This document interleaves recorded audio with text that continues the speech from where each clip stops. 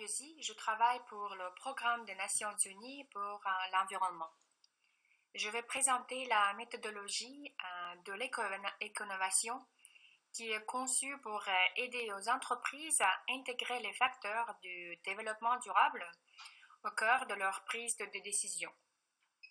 On utilise cette méthodologie surtout dans notre travail avec le secteur privé dans les pays en développement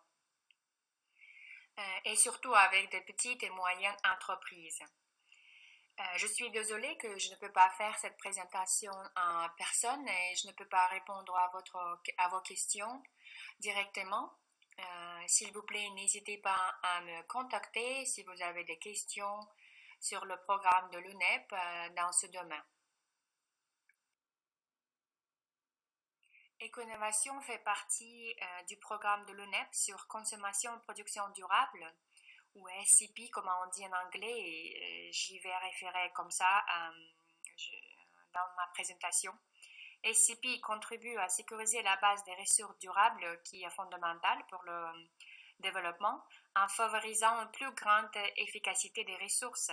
Il contient un certain nombre d'approches, y compris économie circulaire et éco-innovation.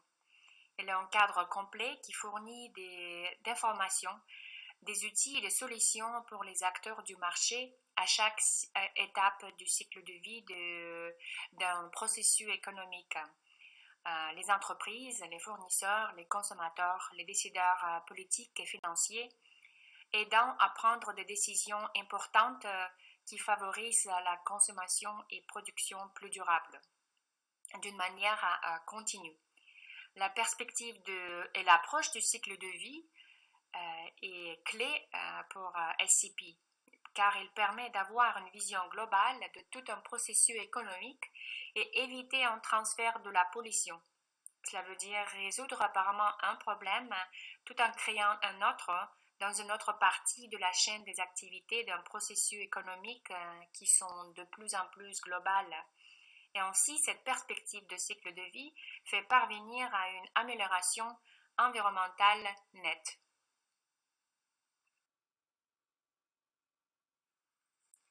Dans notre travail avec le secteur privé, on le considère du point de vue de la chaîne de valeur comme une unité pour promouvoir le développement durable de la manière systématique et en gardant la perspective de cycle de vie.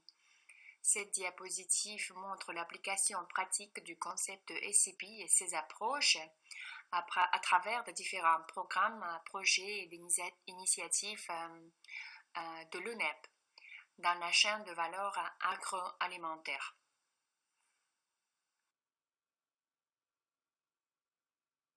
Ici, c'est pour montrer les différences entre les différentes terminologies qui sont souvent utilisées différemment.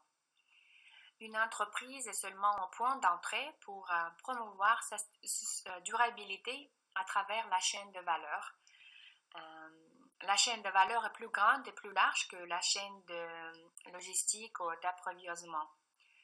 Le terme généralement utilisé par le secteur des entreprises.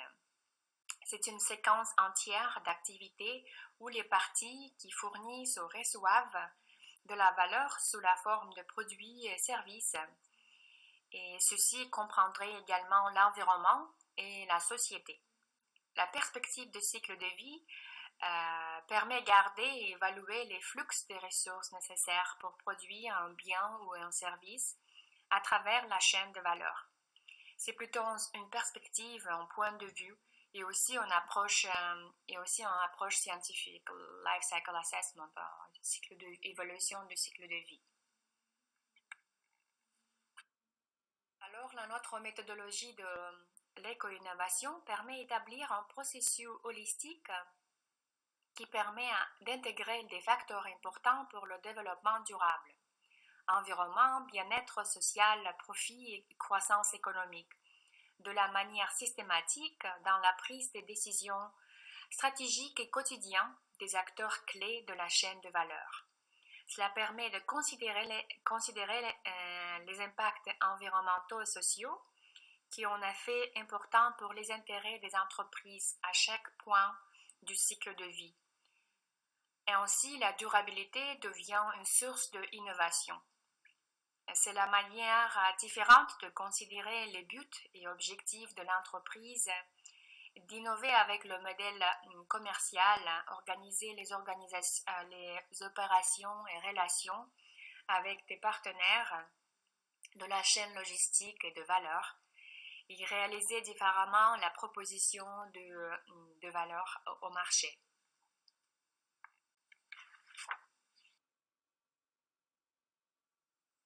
Avec ce concept d'éco-innovation et avec la méthodologie d'éco-innovation qu'on utilise dans notre projet, on essaie de faire un plus grand pas vers l'objectif du développement durable, en s'éloignant des solutions plutôt singulières et incrémentaux, vers des solutions en transformation systémique.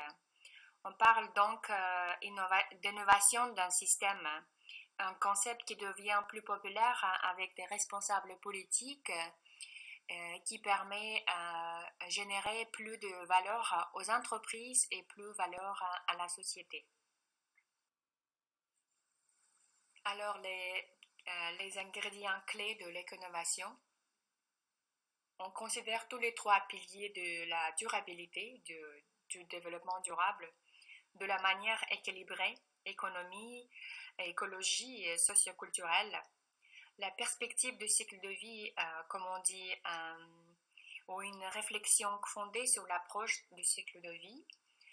On commence par la stratégie et on influence le modèle commercial. On parle beaucoup aujourd'hui du modèle commercial, la Business Model Innovation. Mais la stratégie est plus importante pour affecter le raisonnement et orienter le cadre de la prise de décision. Le modèle commercial est important pour organiser l'entreprise, comment elle achève et fournit sa valeur au marché. Avec la méthodologie de éco-innovation, on intègre la durabilité dans les entreprises pour qu'elle devienne une partie de ADN. Et cela à tour peut débloquer différents nouveaux modèles d'affaires, un modèle commercial innovant qui contribuera à faire progresser à l'économie circulaire et de faire consommation-production plus durable. Les possibilités avec innovation au niveau du modèle commercial sont nombreux. Si on le pense à travers le concept de R, on a commencé avec 3 R, réduire, réutiliser, recycle, mais le nombre de R grandit. Un autre aspect important de l'éco-innovation, c'est qu'une entreprise ne peut pas résoudre tous ces problèmes qui sont le long de la chaîne de valeur. Elle a besoin de travailler en partenariat avec ses partenaires de chaîne de valeur pour résoudre des problèmes et risques communs, en même temps créant une valeur partagée, mutuelle et bénéficielle.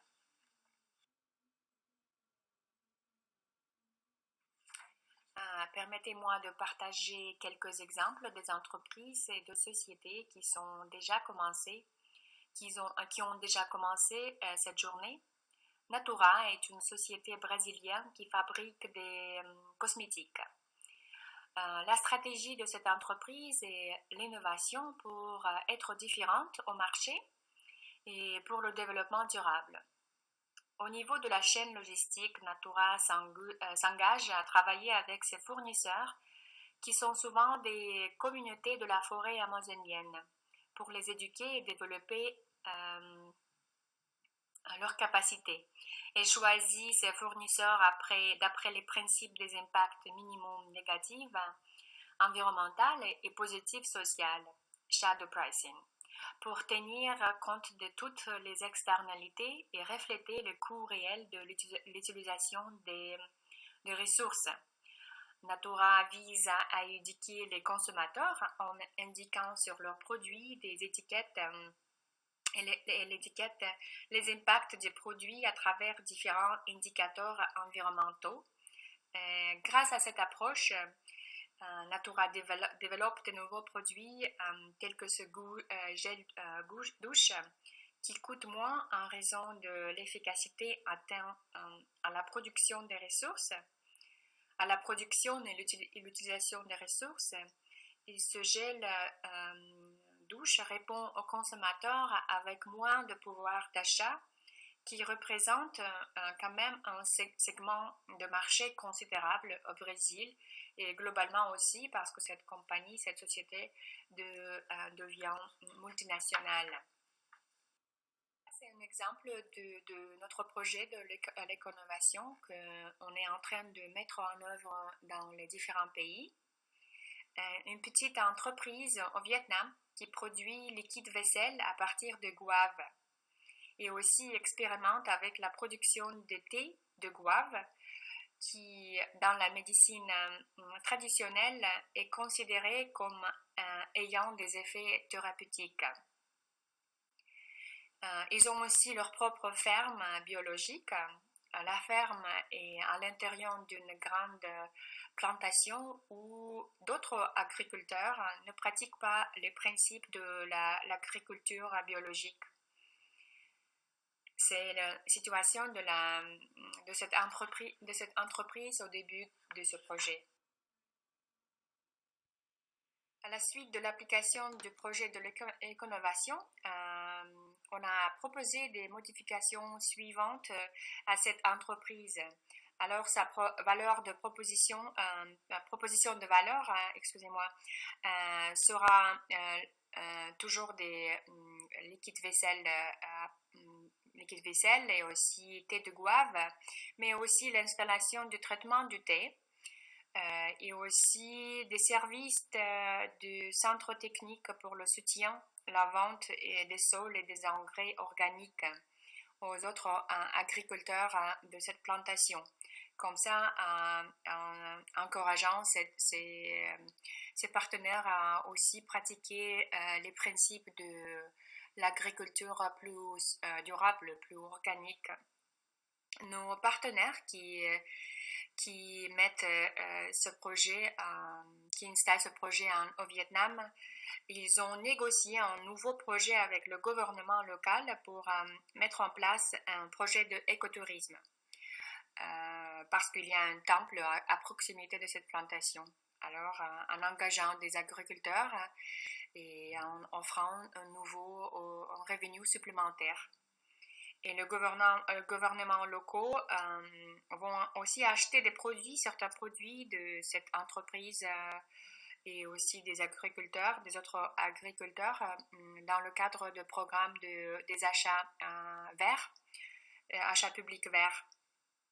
Et cet exemple donne un goût de quoi on veut achever avec cette méthodologie, avec ce travail, faire cette transformation, créer ces relations avec des différents partenaires en trouvant dans chaque cas une opportunité commerciale, une opportunité intéressante qui aussi favorise le développement durable dans ce contexte.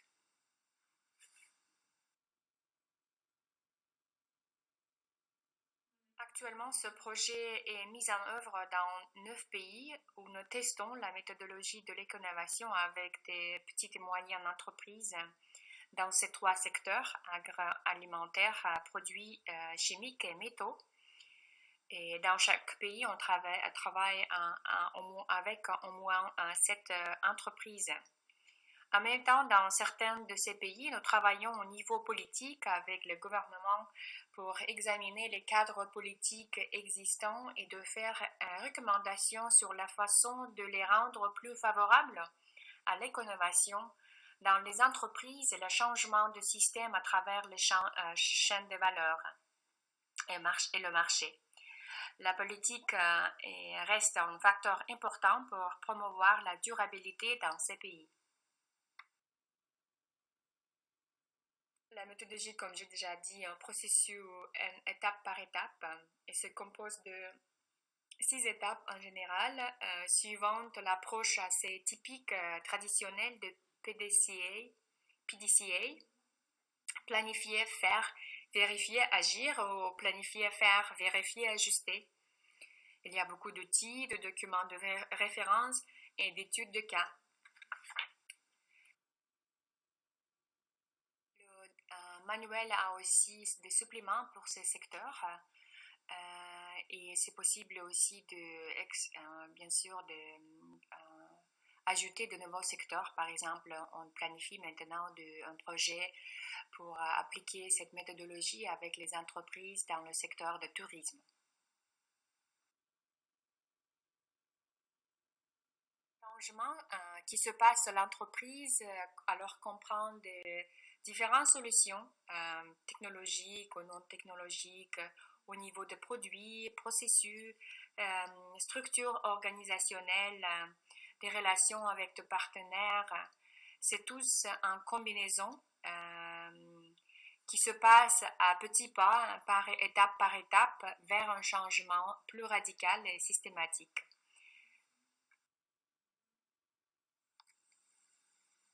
Alors, ici, je vais finir ma présentation.